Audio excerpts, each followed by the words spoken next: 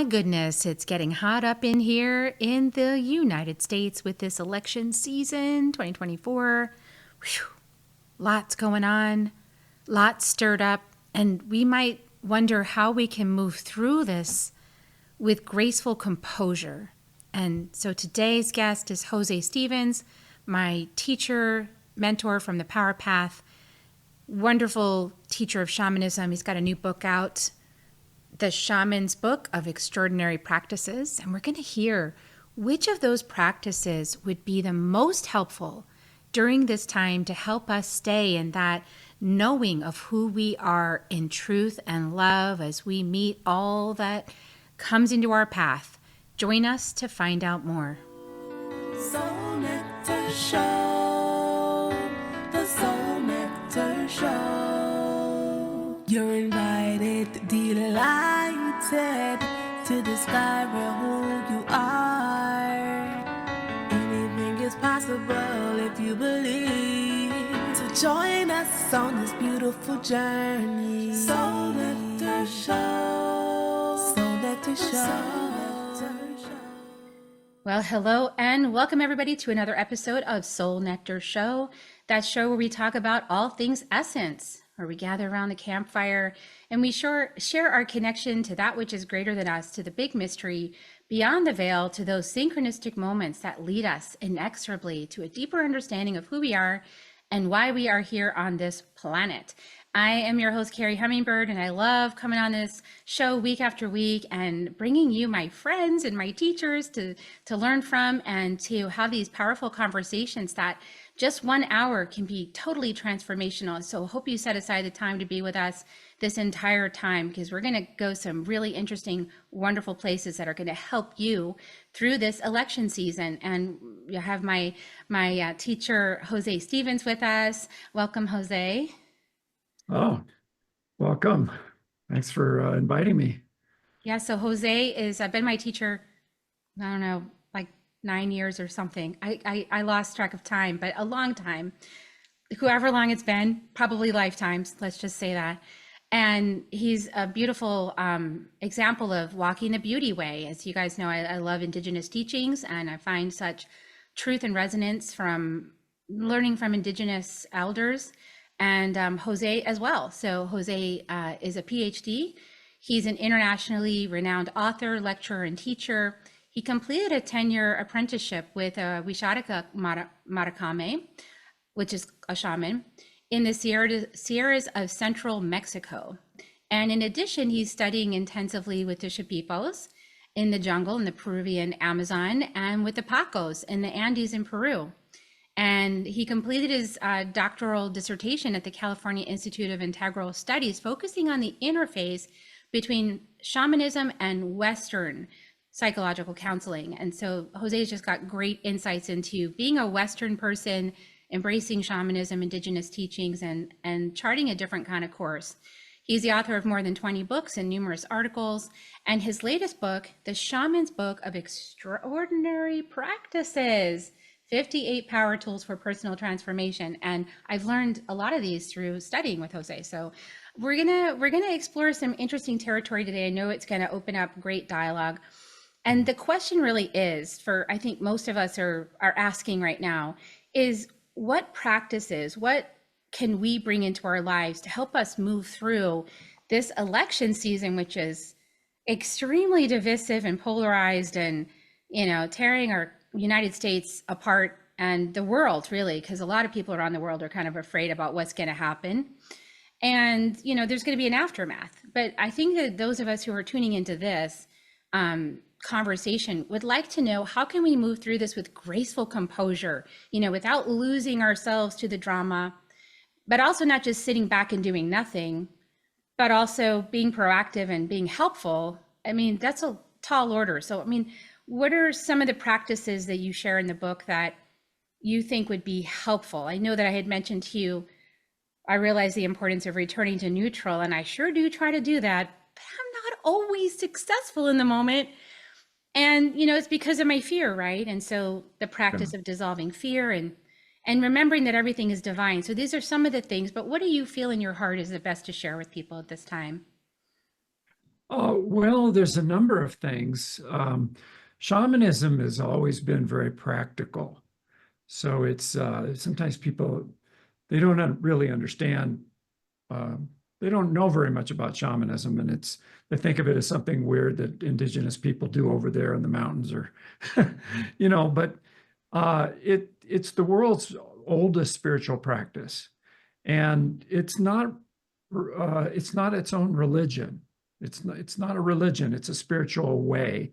So I've met shamans throughout the world that were some of them were Catholic, some of them were Islamic, some of them were Hindus. you know, the Tibetan Buddhists. Um, but they were all practitioners of shamanism.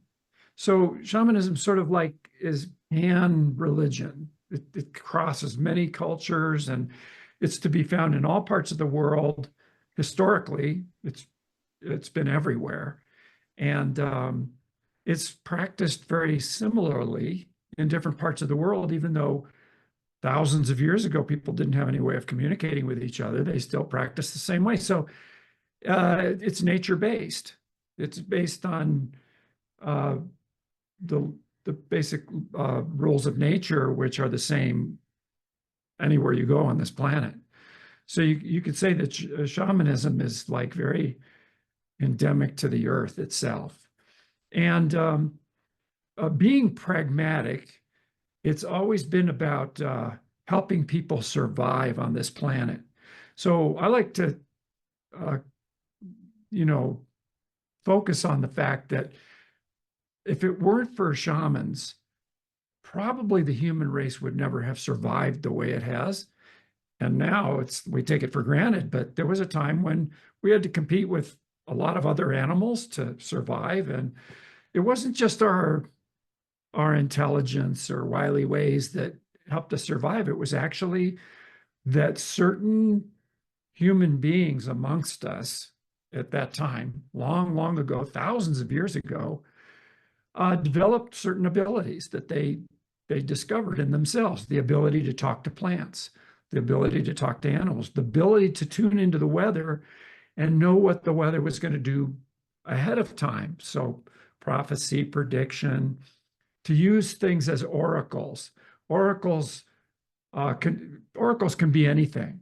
It can be like tea leaves, in a cup of tea. You can read them and you can access information and wisdom from anything, especially things in nature. So shamans were the first doctors, medical doctors. They knew how to set bones. They knew how to reduce fevers through various plants that they discovered could do those, help people to heal.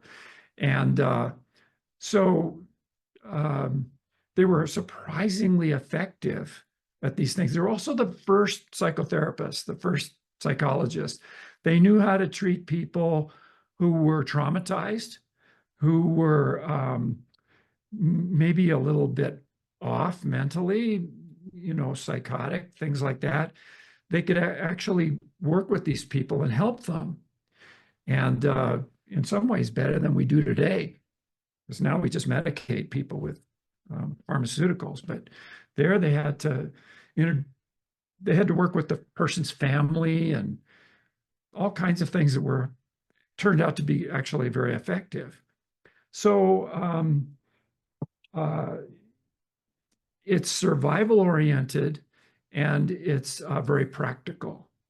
And so it makes sense that today in our world, which is very complicated, as we all know, with technologies and with international relations and all these things that can sometimes go, be problematic and create a lot of stress in us, that it's interesting that the shamanic knowledge base can address these things too. It doesn't matter, modern day, old times, whenever. And one of these things you mentioned was this business about becoming neutral in the face of things that trigger us.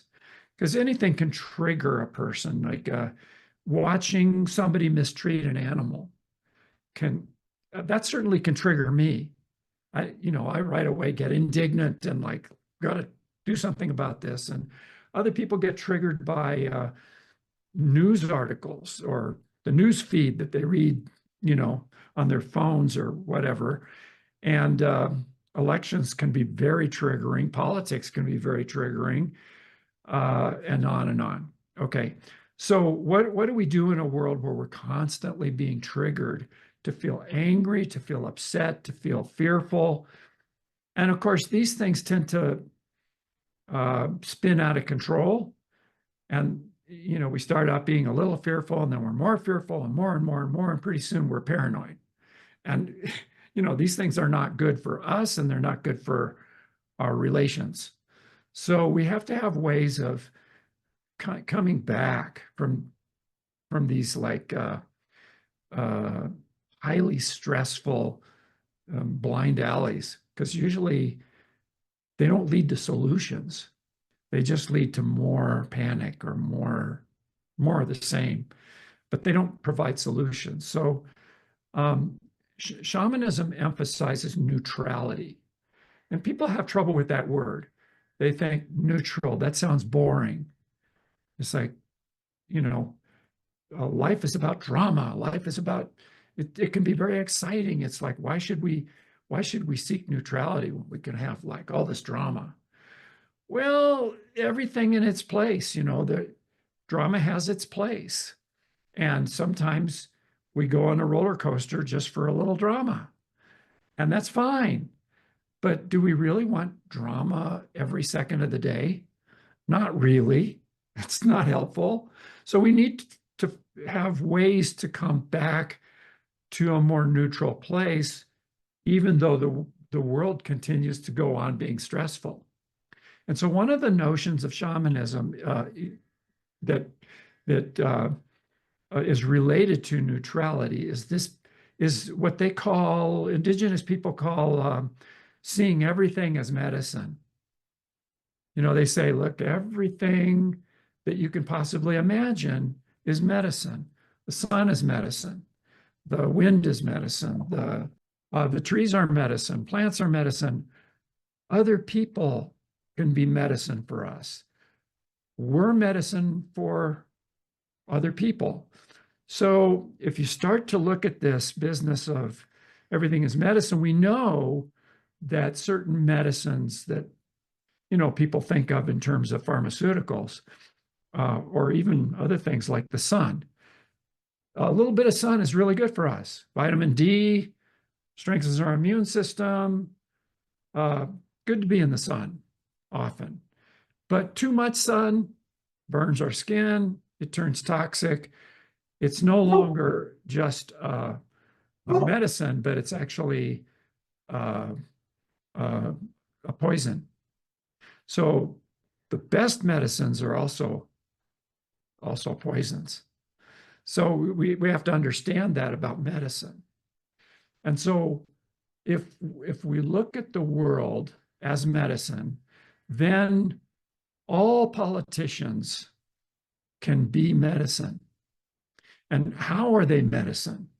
Well, this particular politician shows us how not to be. That's medicine. This other politician shows us maybe how to be that in ways that we feel good about and that work in terms of like relationships with other people and treating people a certain way. And so we also know that those very same people we could regard as toxic, depending on our point of view. They can either be a medicine or they can be toxic.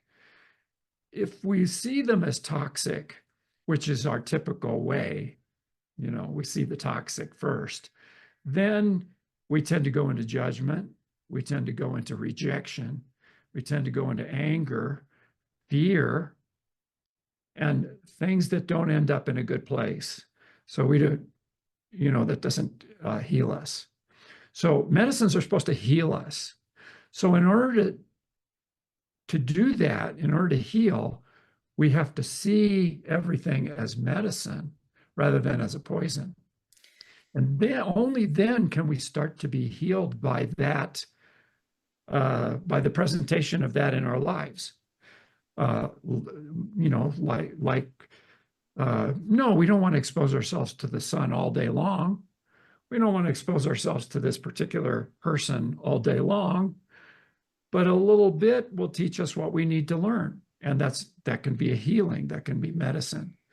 So even shamans would go so far as to say that even cancer or any disease, that things that we consider to be a disease, we consider those things in our today's world as being the enemy. And so we have war against cancer and things like that, as if it was an opponent that you have to battle and win. But the shamanic way is to look at, how can cancer be a medicine?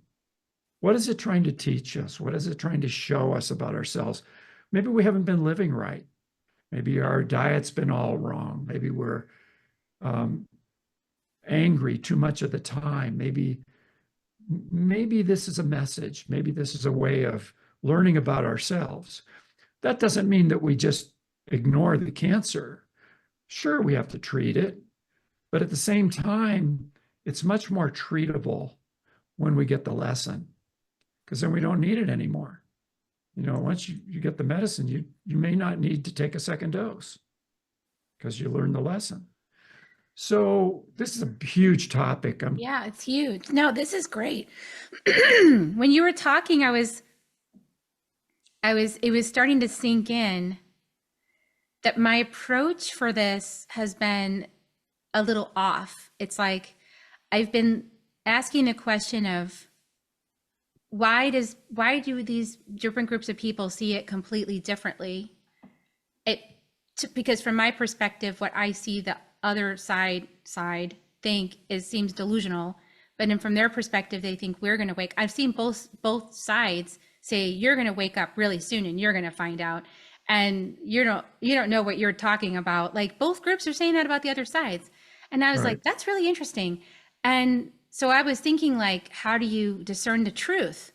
But actually what you're saying is a different conversation. You're actually pointing at a whole different conversation, which is, how is what I'm witnessing medicine for me? Like, what I'm witnessing in this conversation about how do you discern the truth, looks like a lot of people are having trouble discerning the truth or disagreeing about it. That's my inquiry, right? That's my lens I'm looking at things through. So that's actually my conversation for myself, not necessarily what everybody else is thinking or talking about. Like, everyone's probably got their own medicine with this. Yeah, and there's nothing wrong with trying to determine what the truth is. That's a part of our growth and development, is being discerning and being able to distinguish between a lie and the truth. But you're right. This is a different conversation. That's okay if you do that, as long as it doesn't end up in intense rejection or judgment or anger. If it just ends up in more knowledgeable, oh, I can discern here which side is telling the truth. That's helpful. But we're talking about a whole different conversation here, which is that we're putting away that set of glasses, putting on a different set of glasses that may show us like a whole different set of information. How is this medicine? How can it be used as medicine, or how can it be a poison? And both are very valuable to discern. Like, oh, I've been seeing this way, and because I've been seeing it this way, it's showing up as a poison. I could see it this way over here, and it's showing up as a medicine. What's better for me? Medicine. So, okay, so it's a different frame, and in some cases, looking at the world from a different frame is much better for us.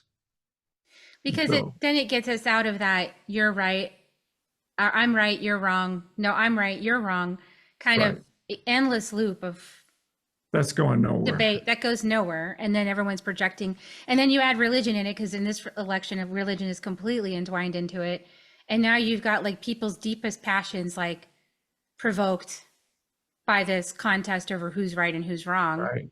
and all tied in with this prediction of the end of the world and all this kind of other stuff.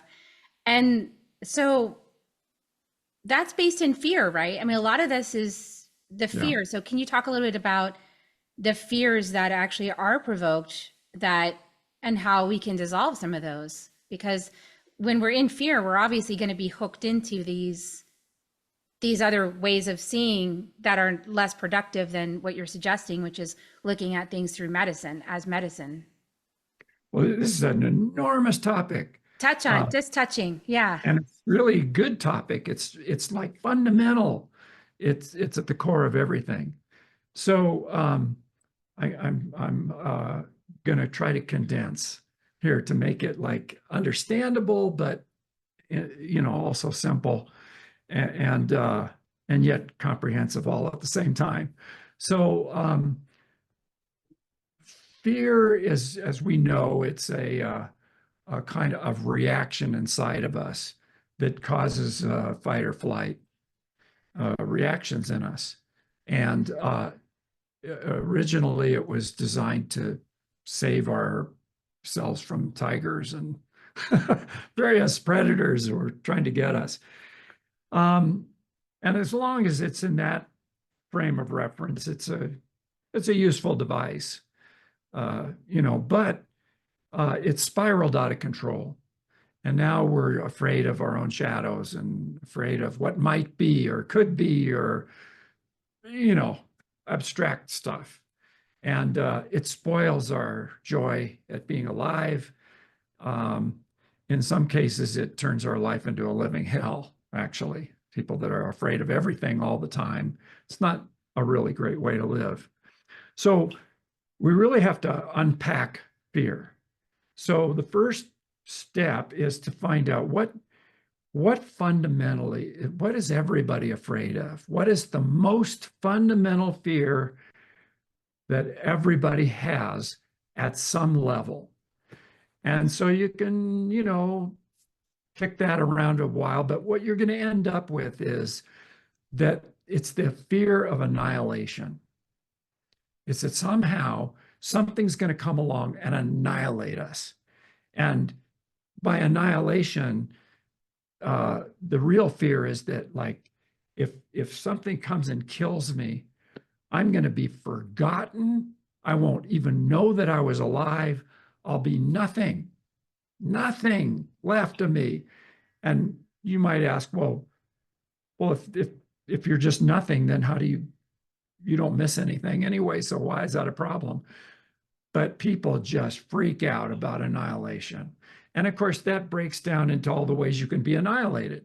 Like, you can be annihilated by somebody killing your body, but you can be annihilated by somebody ruining your reputation. There's a lot of different levels of annihilation, but they're all equally like horrifying. Okay. So the fear of annihilation breaks into two other fears that you find almost everybody has. And one of them is the fear of abandonment.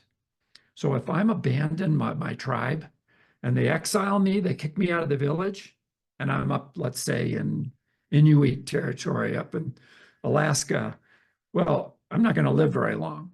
So annihilation.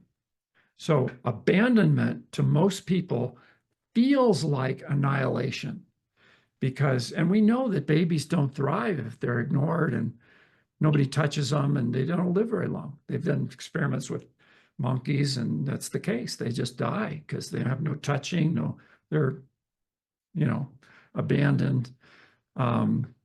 So the other fear is entrapment. Like, nobody wants to be trapped. Nobody wants to be put in jail.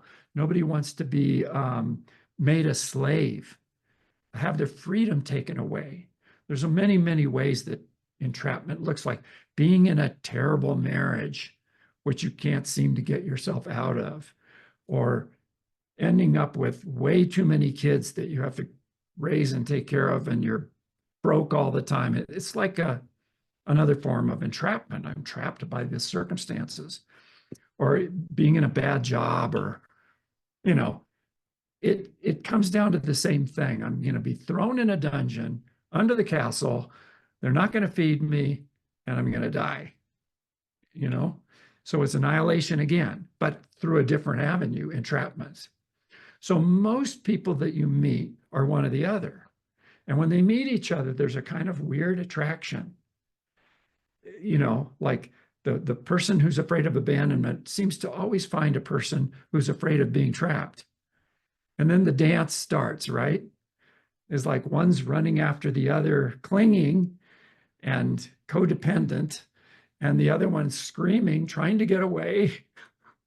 And the dance goes on and on and on, you know, and it produces a lot of misery. So those two fears break into 7 fears, which we're all very familiar with.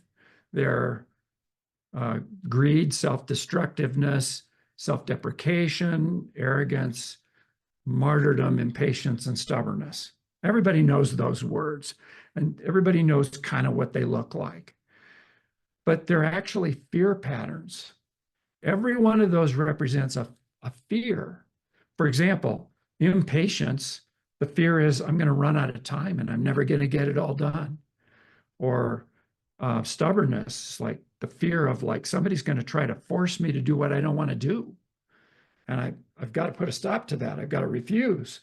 And self-deprecation is the fear of not having any self-worth. So we could go through every one of them and see what the fear is. But fundamentally, every one of those fears goes back to the fear of annihilation. Somehow, if I'm judged, if I run out of time, if I'm forced to do what I don't want to do, it's going to kill me. And there we were back to annihilation again, right? Yeah, So, and you described all those fear patterns in the 7 dragons, but I'll put the link in the show notes for you guys too, so you can check out Transforming Your Dragons. yeah, it goes into great detail on these, and it's very enlightening, very revealing of these patterns. Everybody's got them, so you can find them in yourself, but you can find them in your neighbors and your family, and you know, I like to call them obstacles because they really are obstacles to happiness and joy and satisfaction and fulfillment. They really are obstacles. So fear is our greatest obstacle.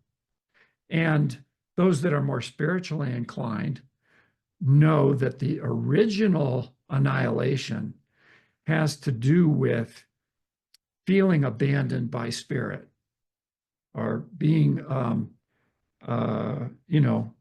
separated from spirit somehow, so that we have no relationship with spirit anymore.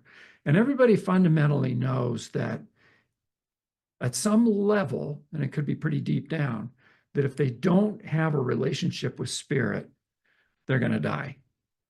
And it does seem to be true. But that's a bigger story, and we don't have time to get into all that. So I'm just going to leave that where it is. But that's where shamanism and this topic of fear really come together, because the shamanic perspective is that all disease, all ills that people suffer from, whether they're mental illness or physical illnesses or even accidents, things that happen to us, traumas, can all be traced back to disconnection from spirit. Because the shamanic perspective is that everything is spirit.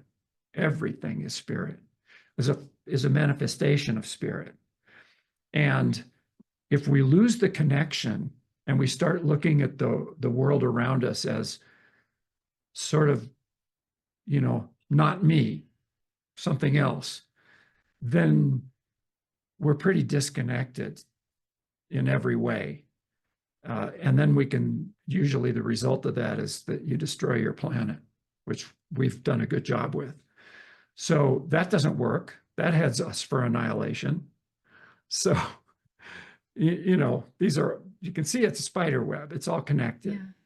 Yeah, and And you're doing such a great job at like pulling all these pieces together, because the indigenous path is about reconnecting us reconnecting. to the truth that we never left the garden, that we've always been in the garden, and that we didn't leave. Like, we're here, we have food, and you talk to indigenous people, they say Mother Earth is always here for us, ground under our feet, food always available, water available, everything's always available. But Right. when we live in the Western lifestyle, we live in a house that's in a high rise or separate from the earth. We go off into our minds instead of paying attention to our bodies, right? So there's this huge disconnect. We think God is someplace out there that we don't know, somewhere over there, out there. And then we get really lost because we feel like we've been just abandoned on this rock. And, there's this sense of like, how do I go back to heaven? How do I get out of this hell? And and then your whole life is about seeing everything around you as hell, I would imagine, instead of seeing it as the beauty that it actually is. And and that's perspective. So shamanism is really big on shifting your point of view, that you always have a choice to shift the way you're seeing things. So if you see everything as disconnected, it will be for you in your experience. It'll follow. That'll continue to be sort of your experience in life, is that everything's disconnected. So your business deals are disconnected and your family gets disconnected, and it's kind of a nightmare. You have a choice to see things differently, like it's all connected because it's all spirit.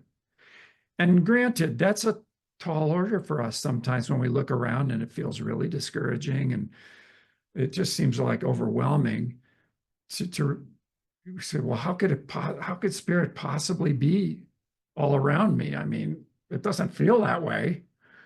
So,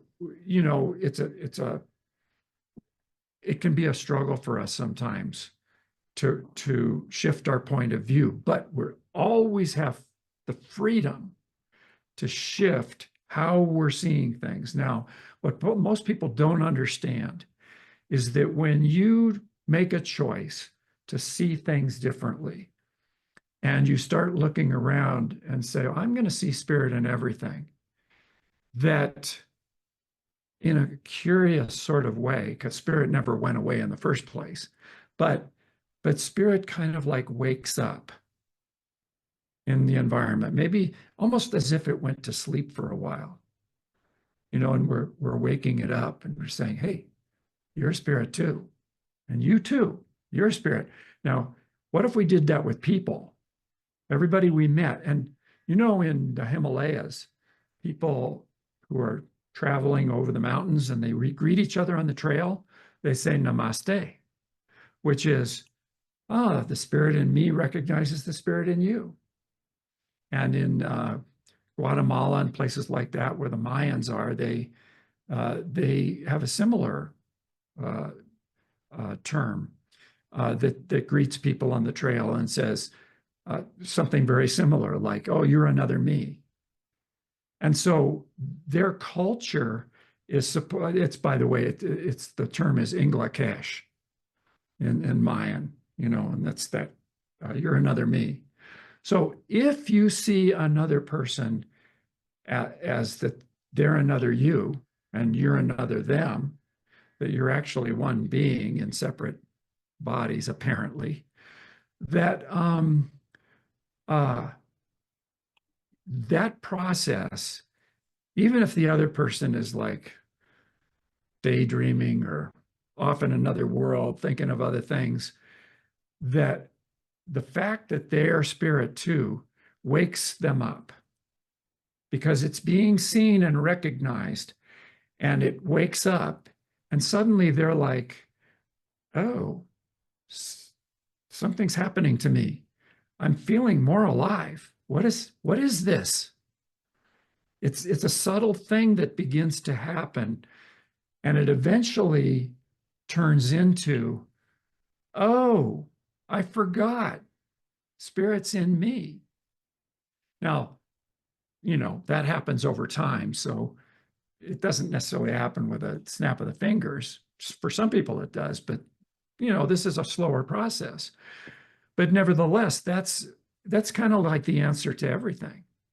In my book, it is. It's kind of like, well, what else is there to do? So in the shamanic understanding of the world, a human being's purpose ultimately is to be a healer. And the way you heal people is not just to put a Band-Aid around the cut on their finger. It's to help them remember who they are, that they're actually a manifestation of spirit. If they can get that, then who cares about the little cut on their finger? Yeah, and it also reduces the drama, but it requires us to look at the other person and say, you are also spirit, even when whatever they're currently doing or saying feels in complete antithesis to how you feel about life, right? But like when we have these polar opposite experiences, it's like, wow, okay, you are also spirit.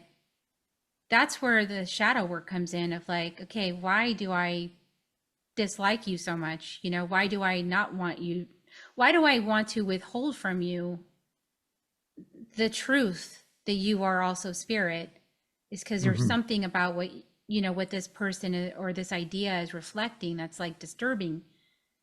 And then that's part of who I am too, right? And so that's the shamanic practice, is to then look inside and say, oh, well, how is that part of me? Like how have I, let's say I experienced what I felt was a little bit of bullying in my last video about the election thing. And it's like, well, how am I also bullying? How could I be perceived as being a bully and pushing my way, also? So it's like owning that piece and looking at it honestly within myself, not to judge myself, but just to go, oh, okay, that's also me. What I'm seeing in this other person, I'm also doing in some way. Well, you're talking about the mirror effect or the echo effect. Yeah. I mean, you can use different metaphors, but the indigenous peoples and the shamanic cultures, they say basically that this reality that we experience is really just an echo chamber.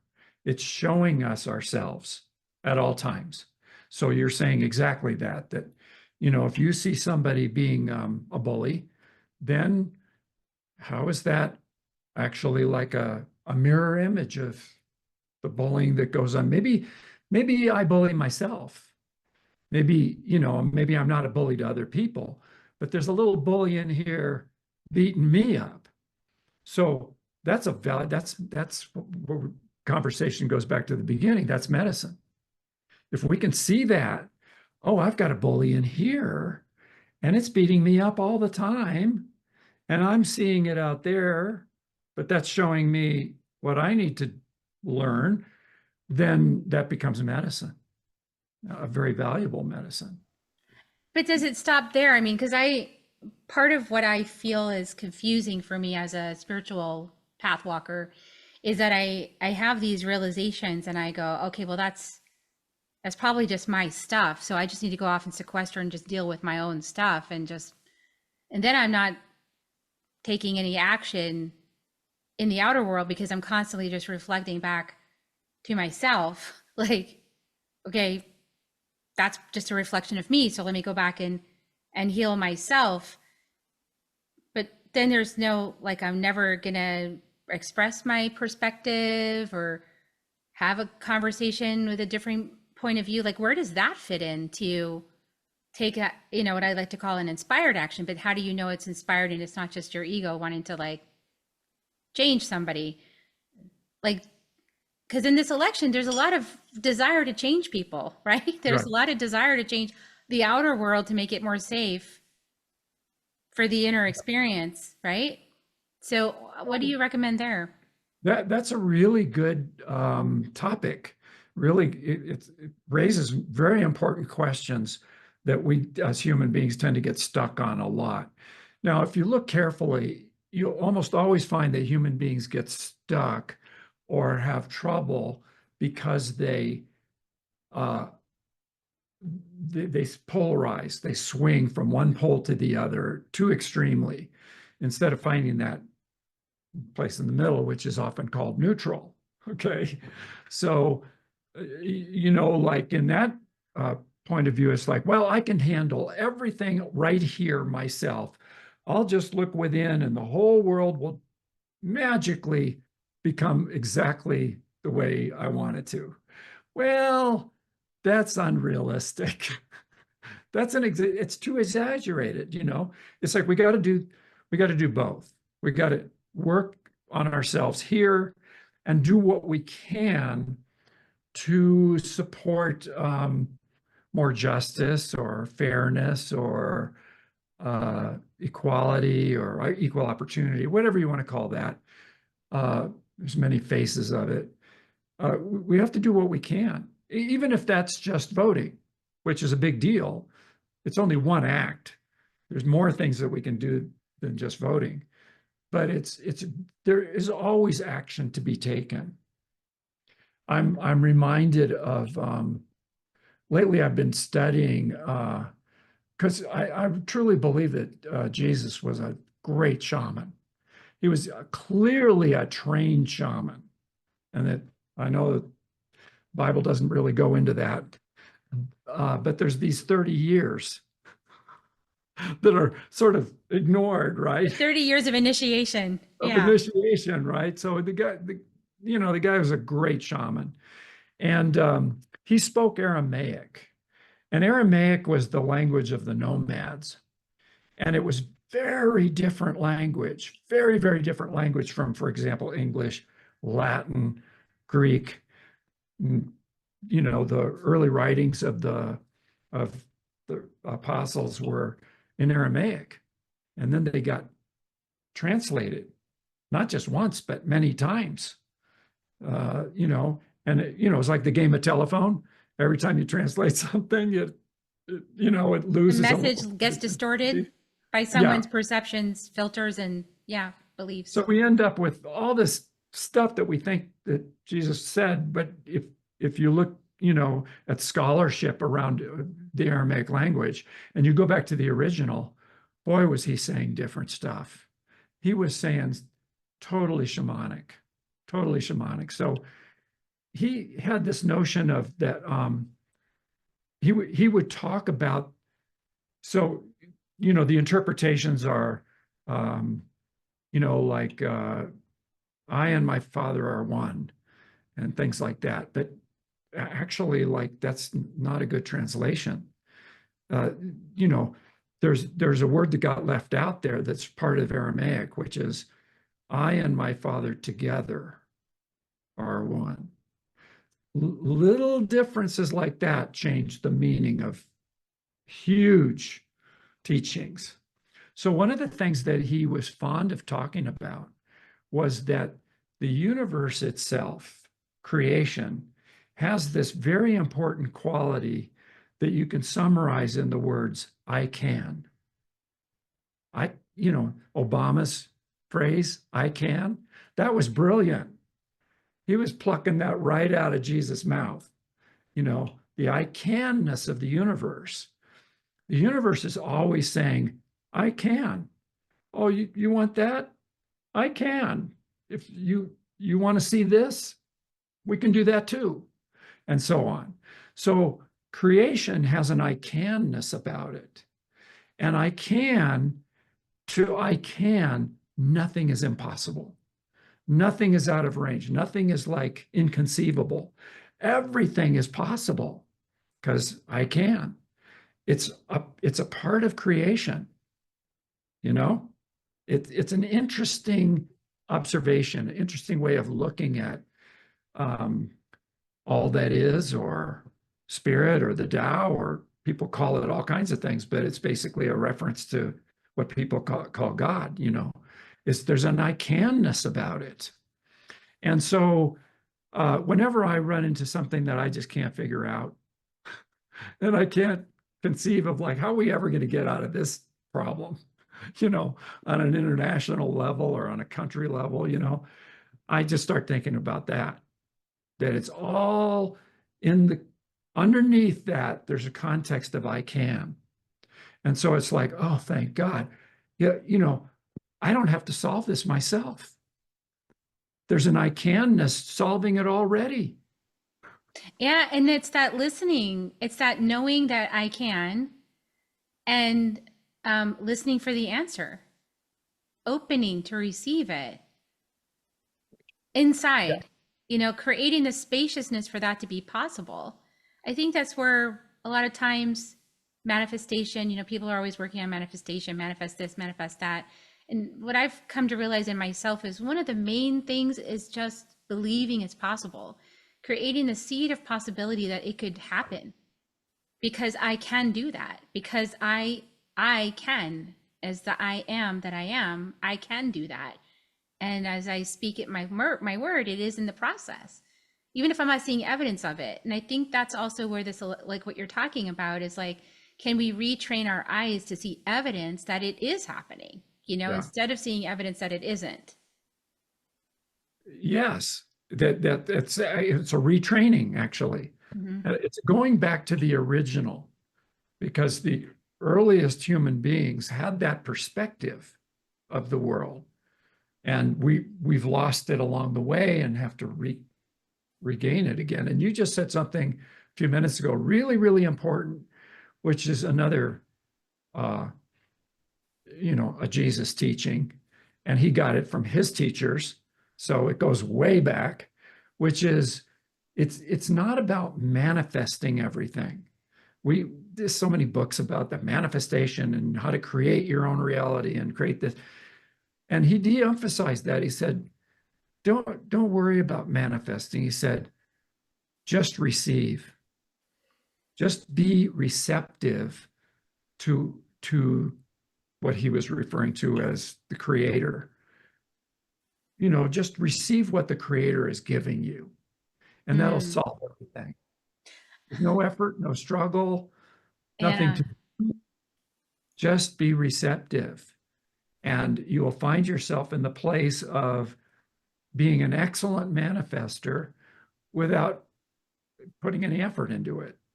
You will just manifest what you need at all times. okay, well, Jose, I'm going to see you in the jungle like very, very soon, and we're going to work on this. You're going to help me with this. Yeah, yeah, we'll actually have some classes on it. Yay, awesome. Yeah, I'm looking forward to this. We're going to go study with the Shipipo, and we're going to have some beautiful times. And so I always love my time with Power Path and with Jose and Lena and Anna. And thank you so much for this broadcast. I know that I just feel like this was so helpful. There are several pivotal keys you gave us to shift things in such a way that it would take us out of the drama, and put us in a more neutral space, where I'm speaking for myself, but I feel like everyone listening has got at least one thing, if not 2, 3, 4, and 5, that would help us to just get through this with more grace and composure, which is what I asked you. So I appreciate you doing that. Is there anything else? I mean, I'm going to put the link to the book, you guys, the Shaman's Book of Extraordinary Practices. Is there anything else that you want to offer people on the way out? Ways of interacting with you, or just a message that's coming through for you, anything like that?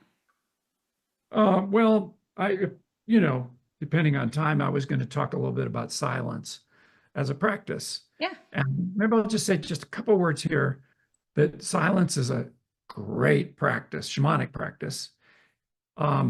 It starts with making the environment quiet. So you turn your radios and televisions and things off and get it silent. But then there's still your head, that's like chattering away and making lots of noise.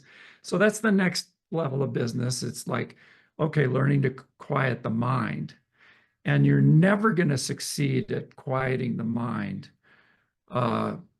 unless you switch your focus. And so, like we were talking about, right? So in this case, it's switching the focus over to, am I alive right now? I think so. I am alive. I can tell I'm alive. It's crazy to ask that question, but it's also really profound. It focuses you on something there's no words for. And so you contemplate aliveness, consciousness. I'm conscious. I'm here. And there's no words for that. So you can't come up with words for it. So for a moment, you're in complete silence in your aliveness.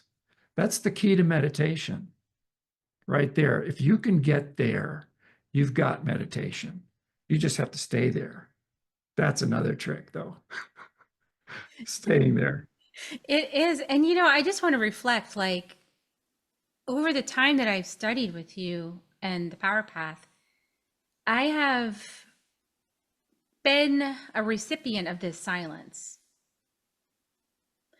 in classes that we had together, where all of a sudden there was this profound silence, just the total presence, but everything was silent.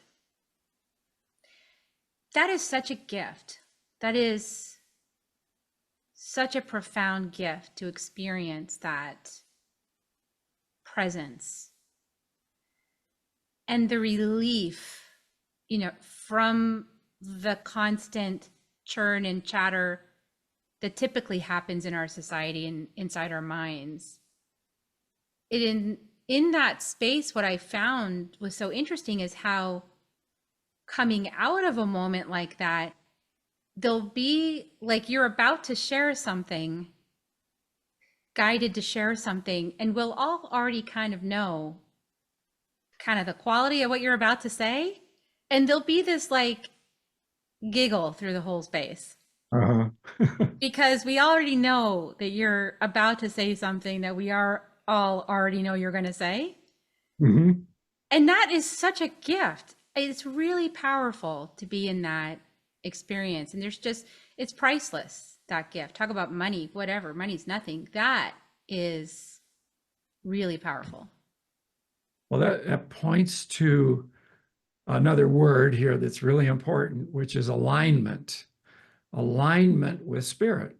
So when you get to that place that's really quiet and you're in your aliveness and yet there's no words, then that automatically puts you in alignment with spirit. And that is the beginning of a huge experience. But if you're thinking, well, I'm out of alignment with spirit, that's the way to do it. And it opens up all the other things you talk about in here, actually. I mean, these practices you have are to help open up that experience of silence. But it's the compatible experience when you're aligned, when I've been aligned with spirit. What I've experienced is this tremendous peace and gratitude in my heart wide open, just grateful to be alive, Mm-hmm. and really in awe of being aware in that moment of my allness and our collective, whatever you want to call it, consciousness, our beingness. Wow. Those moments are so, the most valuable to me, I would say. Yeah, that's the famous gratitude, love, and awe teaching. Yeah, because during my regular day, when my mind is busy or whatever, sometimes it's harder for me, and I think others can relate as I say this, to access that gratitude, love, and awe. And so these practices of I'm alive, right? So getting to that place of I am alive, and so is everything else. You have one of the first practices, acknowledging things, saying good morning to everything, and Right. waking up. It's simple, but it's profound. That creates that sense of the truth, which is interconnectedness with all that is, and then just grateful that you remember that, because we forgot usually. Getting Right. back into knowing of that is really helpful. Well, just one more word about this business of being alive. It's like, it's really basic, really, really simple, but it's the one common thing among all human beings on the planet at any given time, any moment. All human beings that are alive are aware that they're alive. Okay. So if you asked anybody on this planet, are you alive right now? Every one of them would say yes. I mean, some might have a few doubts, like, I think so. I might be a zombie. But basically, they're going to nod their heads going, yeah, I'm alive right now. So that's universal. That's the thing that ties us all together, is that we're all sharing this one thing called aliveness. And it's not unique to us. It's not like you're alive and I'm alive, but those are two different things. Your aliveness is my aliveness. We're both alive. There's only one thing. It's kind of genius. It takes a little, contemplation. But that is kind of a genius way of bringing it. Yeah. It's a little back door that says you really can't deny that everyone's alive who's alive right now. Right. Goes beyond politics, goes beyond all religions. Now, you might not wish some people were alive, but they are. So that's another conversation. That's another conversation. Yeah. That's the shift of perspective conversation. Yeah. Yeah. That's awesome, Jose. As usual, man, I just love our conversations, and I would keep you hours on here if I could. If you want to stay, you can. But I know you have lots to do, and I know I'm going to get to hog some of your time in the jungle anyway. So plan on it. Thanks for helping us with some of these obstacles, these fear obstacles, and thanks for the opportunity. You ask great questions and get to the heart of things, so that's great. I know my husband Akeem also studies with you, and he's going to love watching this back. Yeah, just from my heart, everyone, I hope you receive these words. I hope that you get this book and just even start practicing some of these things. They're really life-changing.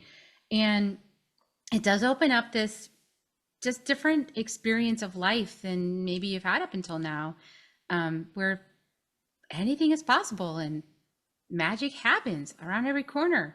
It's just kind of in your day, like out of the blue, synchronicity, kind of a warm, glowing feeling. And that feels better than the other reality. To me, I prefer it. So I invite everyone to it. And besides, you're alive. I'm alive. Jose's alive. You're alive. We're all alive here together. We're doing an aliveness thing. And because we said it's so, it is. And so it's here right now, and it's all so. And we're just acknowledging right now, for the benefit of the planet, that everybody's alive right now. Every single human being on the planet walking around right now is alive. And so we're witnessing them and being alive. So that is helping everyone to remember that they're alive and we're all alive together. And I think that makes a big difference on the planet. It's good medicine. It's good medicine. And, wishing everybody to be alive also helps you, because that way you're asking for what you want, which means that that's going to happen for you if you're wishing it for everybody else. It's a good place to start. Okay, we love you guys. That was a lot. We just threw on you, but hopefully you receive it, everyone. I know my audience is sophisticated spiritually, so we love you. And Jose, thanks so much for coming on. I'll put your links in the show notes below, and I'm going to give everybody kisses. If you want to join me with Reiki kisses, you can or you can. It's up to you. But here they come, everybody. Thank you for staying to the very end. We love you, love you, love you so much, and we'll see you next week on Soul Nectar. Bye for now, everyone. If you found even one gold nugget in this episode of Soul Nectar Show, will you do us a favor? Will you subscribe, like, and share this episode? Maybe even write a comment and let us know what you thought about it. We really, really want to engage with you at a much deeper level. Let's be part of community together. Have a great week, everyone. Bye for now. To dive in deeper to nourishing conversation, visit soulnectar.show. Soul Nectar Show. Awaken, Nectar Show. Take a sip from the drip of nectar, from the source of who you are.